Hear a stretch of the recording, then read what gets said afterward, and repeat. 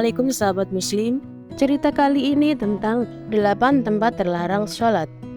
Sholat merupakan tiang agama. Setiap muslim wajib melaksanakannya. Perintah ini bahkan tidak boleh ditinggalkan dalam kondisi apapun, termasuk saat perjalanan ataupun sakit. Namun tentu saja ada beberapa keringanan dan aturan khusus terkait sholat dalam kondisi tertentu.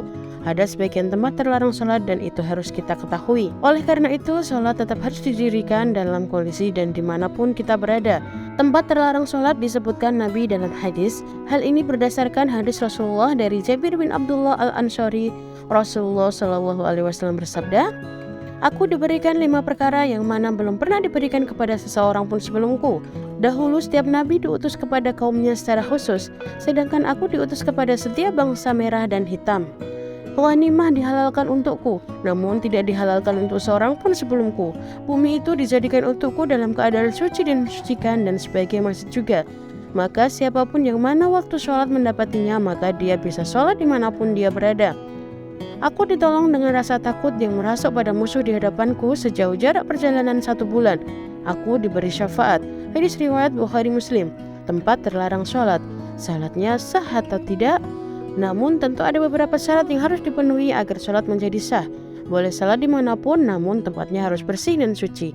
Jadi ada beberapa tempat yang memang tidak memenuhi syarat untuk dijadikan tempat sholat, maka dilarang sholat di tempat semacam itu.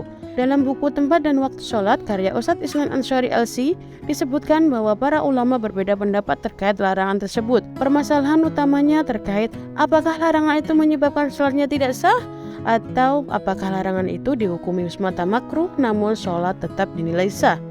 Terlepas dari permasalahan soal perbedaan tersebut, hadis Nabi SAW menyebutkan beberapa tempat terlarang untuk salat itu. Diriwayatkan dari Ibnu Umar, dia berkata bahwa Rasulullah SAW melarang salat di 7 tempat, yaitu tempat sampah, tempat penyembelihan hewan, kuburan, jalanan, kamar mandi, tempat unta, dan di atas Baitullah. Hadis riwayat Tirmizi.